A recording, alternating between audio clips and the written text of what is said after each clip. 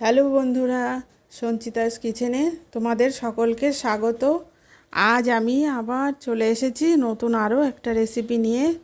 আজ তোমাদের সাথে শেয়ার করব দুধ দিয়ে আলু পোস্ত। চলো তাহলে রান্নাটা শুরু করে ফেলি। দেখো, কড়াইটা প্রথমে গরম করে নিয়েছি। এখন এখানে আমি সাদা তেল দিয়ে দিলাম, তোমরা সর্ষের তেলও ব্যবহার করতে পারো। একটু লবণ ছিটিয়ে দিলাম তেলের মধ্যে। এই যে দেখো, ডুমু করে কেটে রেখেছি পোস্তের আলুগুলো। এই আলুগুলো এবার আমি দিয়ে দেব।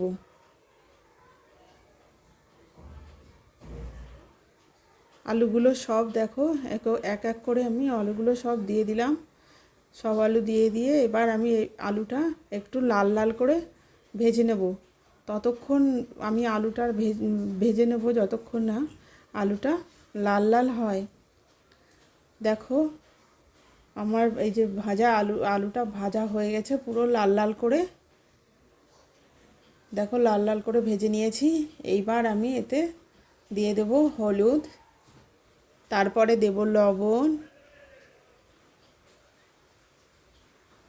হলুদ আর লবণ দিয়ে আমি এটা ভালো করে নেড়েচেড়ে মিশিয়ে নেব। এবার দেখো, একটা মশলা আমি তোমাদেরকে দেখাচ্ছি যেটা আমি বেটে রেখেছি। লঙ্কা আর পোস্ত, এটা আমি বেটে রেখেছি, সেটা দিয়ে দিলাম। এবার পোস্তটা ভালো করে ভাজা আলুর মধ্যে মিশিয়ে নেব। ততক্ষণ নাড়াচাড়া করব যতক্ষণ পোস্তটা না ভাজা আলুর মধ্যে মিশিয়ে যায়। দেখো, আমি নাড়াচাড়া করছি বা ভালো করে মিশিয়ে নিচ্ছি পোস্তটা আলুর মধ্যে। এবার আমার পোস্তটা ভালো করে মিশে গেছে। এবার আমি এতে আরেকটু নাড়াচাড়া করে নিলাম। এবার আমি এতে দিয়ে দেব, এই যে দেখো, এক বাটি দুধ রেখেছিলাম, দুধটা দিয়ে ভালো করে মিশিয়ে নেব।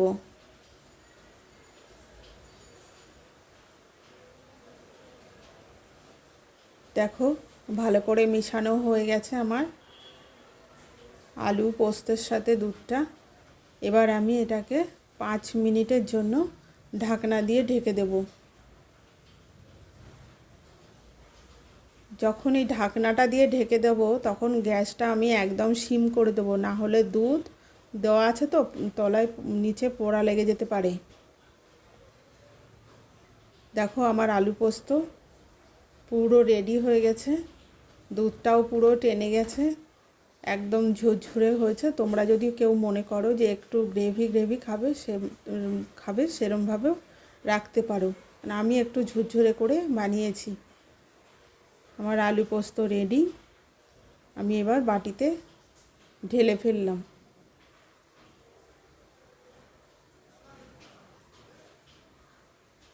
যদি তোমাদের আমার রেসিপিটা ভালো লেগে থাকে তাহলে বাড়িতে একবার অবশ্যই ট্রাই করে দেখো। আর সাথে লাইক, শেয়ার ও সাবস্ক্রাইব করে দিও। কমেন্ট করতেও ভুলো না।